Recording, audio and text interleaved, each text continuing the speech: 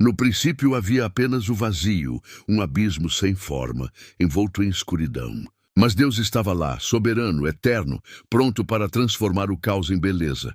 Com um comando poderoso, ele rompeu o silêncio.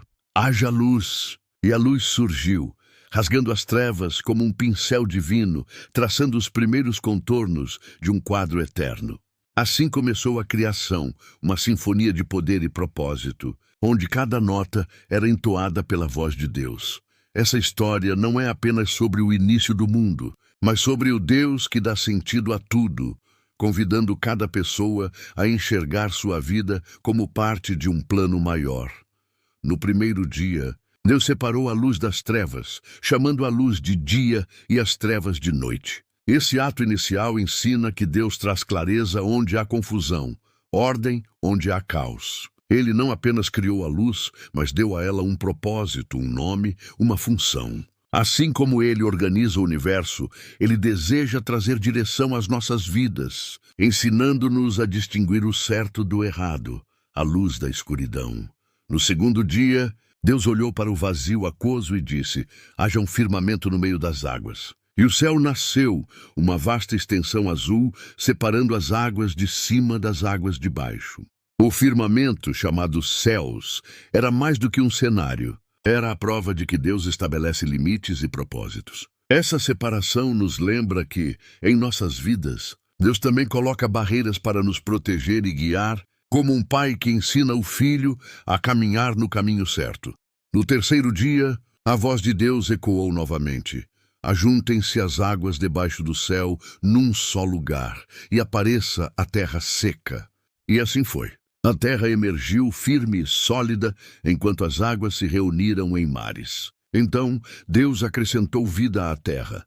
Produza a terra relva, ervas que deem semente e árvores frutíferas. E a terra se encheu de vegetação, cada planta com sua semente, pronta para multiplicar. Aqui há uma lição poderosa.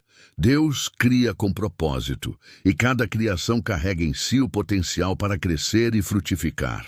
Assim como as plantas, nós também somos chamados a produzir frutos de bondade, amor e fé, multiplicando o que Deus nos deu. Agora deixo uma reflexão a você.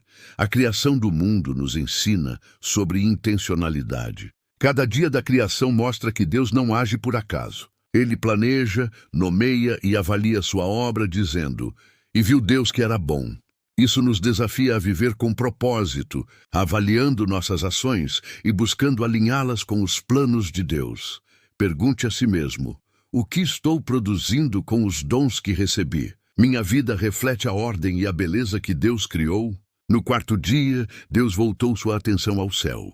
Haja luminares no firmamento para separar o dia da noite. E criou o sol para governar o dia, a lua para iluminar a noite e as estrelas para encher o céu de brilho. Esses corpos celestes não eram apenas luzes, eram sinais, estações e guias para a humanidade. O sol, com seu calor e constância, reflete a fidelidade de Deus, enquanto a lua e as estrelas lembram que mesmo nas noites escuras há beleza e orientação.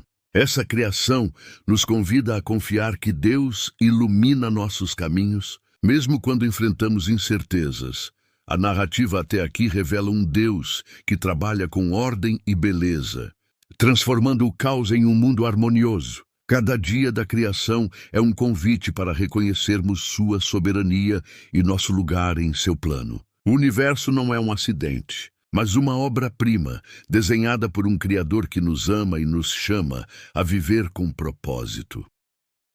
O quinto dia amanheceu com a voz de Deus ressoando sobre as águas.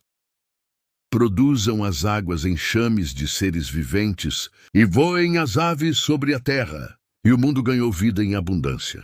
Os mares se encheram de peixes, desde os menores cardumes até as grandes criaturas das profundezas. Nos céus, aves de todas as cores e formas cruzavam o firmamento cantando hinos que ecoavam a glória do Criador. Deus os abençoou dizendo: sede fecundos e multiplicai-vos. Essa ordem revela um princípio eterno.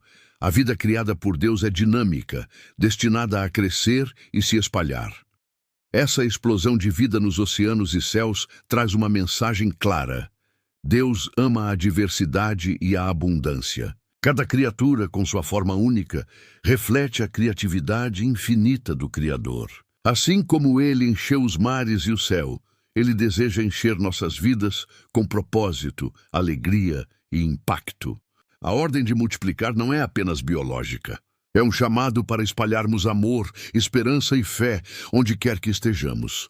No sexto dia, Deus voltou sua atenção à terra. Produza a terra seres viventes segundo a sua espécie, gado, répteis e animais selvagens. E a terra obedeceu, trazendo à existência leões rugindo, elefantes majestosos, cervos graciosos e toda sorte de criaturas. Cada animal, com sua força ou delicadeza, era parte do equilíbrio perfeito do mundo de Deus. Ele viu tudo isso e, mais uma vez, declarou: "É bom." Essa afirmação nos ensina a valorizar a criação, reconhecendo que cada ser vivo tem um papel no plano divino. Agora lhe deixo outra reflexão. A criação dos animais nos lembra de nossa responsabilidade como mordomos da terra. Deus confiou a criação aos seres humanos, e isso inclui cuidar dos recursos naturais e proteger a vida.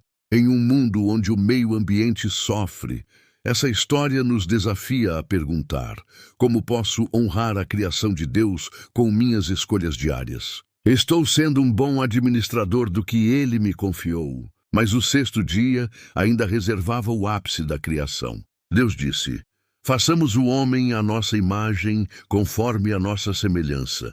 E assim criou o homem e a mulher, moldando-os com cuidado e soprando neles o fôlego da vida. Diferente de todas as outras criaturas, os seres humanos foram feitos à imagem de Deus, dotados de razão, criatividade e capacidade de relacionamento. Deus os abençoou, dizendo: "Sede fecundos, multiplicai-vos, enchei a terra e sujeitai-a, dominai sobre os peixes do mar, as aves dos céus e todos os animais da terra." Esse mandato não era um convite à exploração, mas à liderança responsável, ao cuidado amoroso pela criação. A criação do ser humano é um momento de profunda conexão com Deus. Ser feito à sua imagem significa carregar sua essência, refletir seu caráter e viver em comunhão com Ele. Essa verdade nos convida a olhar para nós mesmos e para os outros com dignidade, reconhecendo que cada pessoa é valiosa aos olhos do Criador. No sétimo dia, Deus olhou para tudo o que havia feito e viu que era muito bom. Então ele descansou, não por cansaço, mas para celebrar a perfeição de sua obra. Esse descanso estabeleceu um ritmo para a humanidade: trabalhar com propósito e reservar tempo para renovação e comunhão com Deus. O sábado, como foi chamado, é um presente, um lembrete de que a vida não é apenas produção, mas também contemplação e gratidão. Mensagem reflexiva: o descanso de Deus nos ensina equilíbrio. Em um mundo que valoriza a correria, somos chamados a pausar, refletir e nos conectar com o Criador. O sábado é um convite para encontrar paz em Deus, recarregando-nos para viver com propósito. Gênesis 2 oferece um olhar mais próximo sobre a criação do homem e da mulher. Deus formou o homem do pó da terra, soprando em suas narinas o fôlego da vida, e o homem tornou-se um ser vivente. Depois, plantou um jardim no Éden, um lugar de beleza e abundância, com árvores frutíferas e rios cristalinos. No centro do jardim estavam a árvore da vida e a árvore do conhecimento do bem e do mal. Deus colocou o homem no jardim para cultivá-lo e guardá-lo, dando-lhe a responsabilidade de cuidar da criação. Mas Deus viu que não era bom que o homem estivesse só. Então, enquanto o homem dormia, Deus tomou uma de suas costelas e formou a mulher, uma companheira adequada. Quando o homem a viu, exclamou com alegria: "Esta sim é osso dos meus ossos e carne da minha carne." Juntos, homem e mulher foram chamados a viver em harmonia, refletindo o amor e a unidade de Deus. E a reflexão que fica é que como? A criação da mulher e o chamado ao casamento revelam a importância do relacionamento. Deus criou os seres humanos para viverem em comunidade, apoiando-se mutuamente. Isso nos desafia a cultivar relacionamentos saudáveis, baseados em respeito, amor e propósito compartilhado. Como você está investindo nos relacionamentos que Deus colocou em sua vida? O Jardim do Éden era mais do que um lugar. Era um espaço de comunhão com Deus. O homem e a mulher caminhavam com ele, sem medo ou vergonha, em perfeita harmonia. Deus lhes deu liberdade, mas também um limite. De toda árvore do jardim comerás livremente, mas da árvore do conhecimento do bem e do mal não comerás. Esse limite não era uma restrição cruel, mas uma expressão do amor de Deus, ensinando que a verdadeira liberdade vem com responsabilidade. A história da criação nos conecta à ideia de que fomos feitos para um relacionamento com Deus. Ele não é um criador distante, mas um pai que deseja caminhar conosco, guiar-nos e nos dar propósito. Cada elemento do Éden, as árvores, os rios, o jardim, aponta para a generosidade de Deus e sua vontade de nos abençoar. A criação, em sua totalidade, é um testemunho do poder e do amor de Deus. Do caos inicial à harmonia do Éden, cada dia da criação revela um Criador que planeja, cuida e se relaciona com sua obra. O homem e a mulher, colocados no jardim, receberam o chamado de viver em comunhão com Deus, cuidar da criação e refletir sua imagem. Essa história não é apenas sobre o passado. Ela fala diretamente ao nosso presente, convidando-nos a encontrar nosso lugar no plano divino. Mensagem final. A criação nos ensina que a vida tem um propósito maior. Assim como Deus trouxe ordem ao caos, Ele pode trazer sentido às nossas lutas. Assim como Ele confiou a criação ao homem, Ele nos chama a sermos mordomos fiéis do que nos foi dado, nossos talentos, relacionamentos e o mundo ao nosso redor. A narrativa de Gênesis 1:2 também nos desafia a reconhecer a santidade da criação. Cada planta, animal e ser humano carrega a marca do Criador.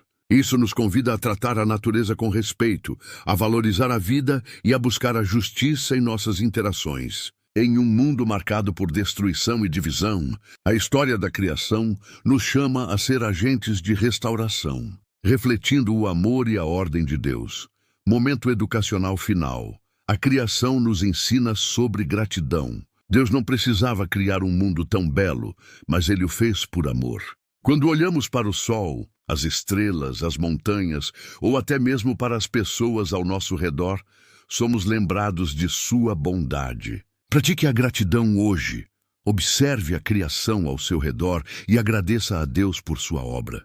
Como você pode viver de forma a honrar o Criador? A história termina com o homem e a mulher no Éden, vivendo em harmonia com Deus e com a criação.